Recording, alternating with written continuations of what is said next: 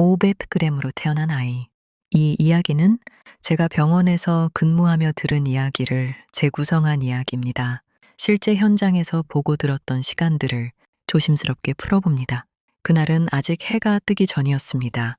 병원 복도는 조용했고 야간 근무의 공기가 무겁게 내려앉아 있었습니다.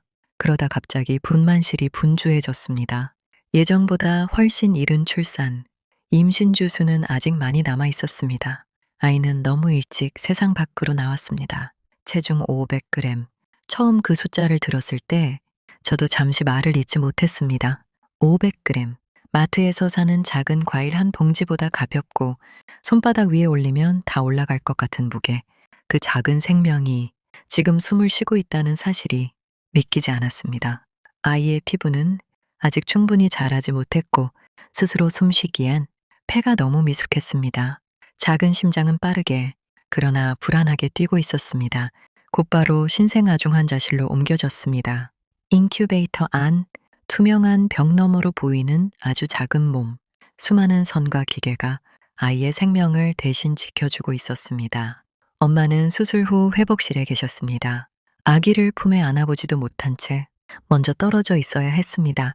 아버지는 유리창 앞에서 한 발짝도 떨어지지 못한 채 서 계셨습니다.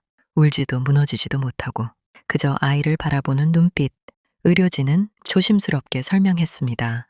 많이 작습니다. 하루하루가 고비일 수 있습니다. 그 말은 차갑게 들릴 수도 있지만 현실을 숨기지 않는 가장 솔직한 말이었습니다.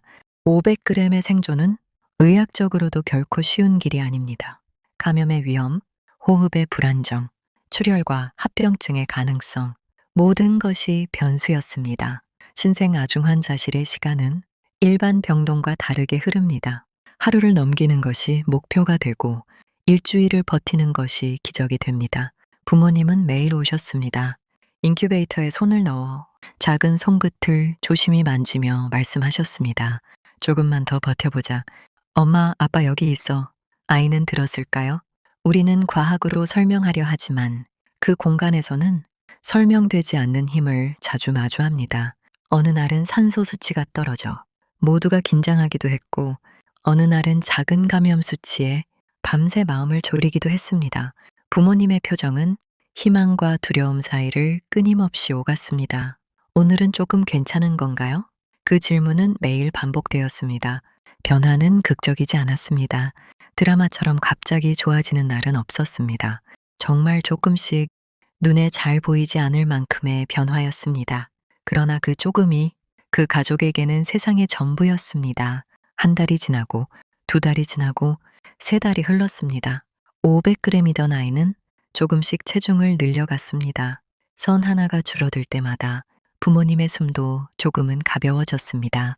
그리고 마침내 처음으로 엄마 품에 안기던 날, 그날을 저는 잊지 못합니다. 아이는 여전히 작았습니다.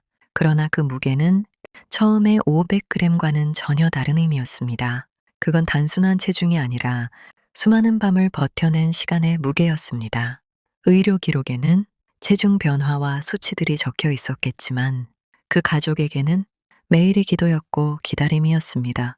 저는 그 아이를 보며 배웠습니다. 생명은 크기로 판단할 수 없다는 것, 작다고 약한 것이 아니라는 것, 그리고 부모의 기다림은 그 어떤 기계보다 강하다는 것. 병원에서 일하다 보면 우리는 수많은 숫자를 봅니다. 혈압, 맥박, 산소포화도, 체중. 하지만 그날 저는 숫자보다 큰 것을 보았습니다. 500g으로 시작된 생존기. 그건 기적이라는 단어보다 배우팀이라는 단어에 더 가까웠습니다.